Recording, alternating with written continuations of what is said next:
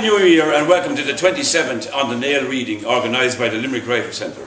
Tonight we have four very special guests from Clare, representing the Clare three-legged stool.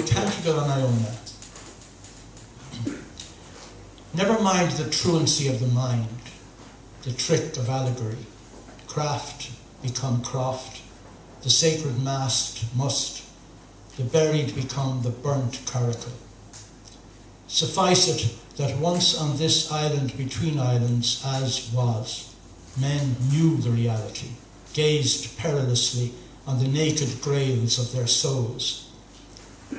They had their ichthus-bearing seals, tides and swallows' orreries, and Colum with his stone adze for pillow, asleep among their Hebridean dead.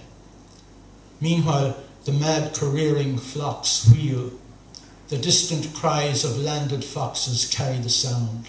Still mere analogies, for here on this rocky outcrop, far from Derry and the windy crests of heronries, they were the winter branches of light-laden trees. The sea, their bull-roarer. April in Ennis. In a cafe by a river, I shipped a truckload of forever, and felt the knee of holy God beneath eternal racing skies, and watched my pen upon the paper in inky wavelets, curlicues. From a tall glass cup sipped a latte, and bareback rode a wild elation, who flung me up into the heavens, where a pale moon of afternoon grew ever golder with suns dying, in a chorus of child voices.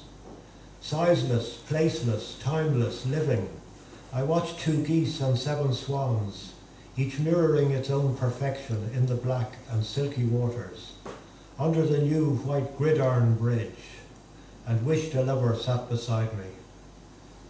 The bauble-babble conversations from vivacious flower-crowned tables made me happy and yet lonely, for many is the long-dead friend who once would sit with me in laughter, all deep immersed in wild schemata. My compass pointed 4 directions, to glad, to sad, to bad, to mad. Then in a moment of decision, I wound back all my clocks to 0, and sent a fleet of fire ships out to burn the frigates of the past. This is called Creo Rap.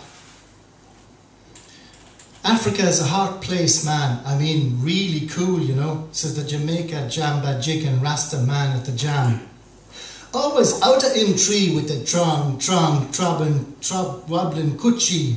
And it a waka like I see him there beside me, man. Then big talk for long time. Bundy weather, bundy power, God a give. Hoo-wee! I get for love me, man. The tell me say, how do you make we feel tribal? But no been yeri waiting do na ya inside the bar. Hey Paddy. Paddy is Irish. Paddy means friend in Creole. Hey Paddy, do ya Paddy, go pull one cool star. Sister, I like your sister. Sister, I like your babe. Come sit down and ya. Hey Paddy, do ya Paddy, go pull other star. I get for love me woman. I want for sweet and fine. The poem I will read tonight is the title of my book. Now, my book is inspired by many things, but when I first came to Limerick a long time ago, 30 years, not that long I suppose, I had time to kill before the bus to Tulla, and I spent some of that time in the Spirit Store pub on Charlotte Quay, the Bank Place, and I thought it was such a good name. It really uplifted me. I hadn't written for a while, and I went back and wrote. Not quite this. I kind of altered it and changed it like you do, but I felt uplifted by the Spirit Store, and it was open there, and lovely old wooden pub, like pubs should be, with mirrors and lots of ordinary people, and I thought it was quite impressive. So later, this refined poem became my book. My book will come out in April. I'll launch it in Clare, in Ennis, and you're all welcome to come. It has 2 CDs, back and front, and I've illustrated it with about 45 illustrations and a cover, and they'll be on display. I also paint. It's part of my kind of way of earning a living. So this poem is the title poem. spirit store.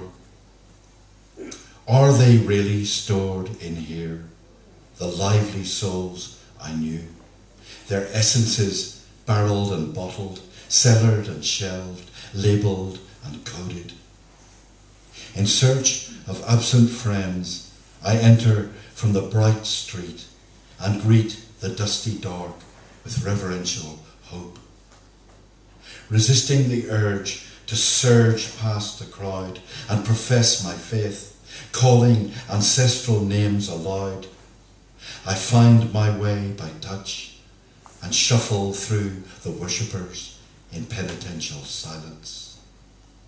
Reaching the sanctum of the bar, I see amongst the incense smoke, waiting on high sacramental shelves, coloured genies captive in bottles.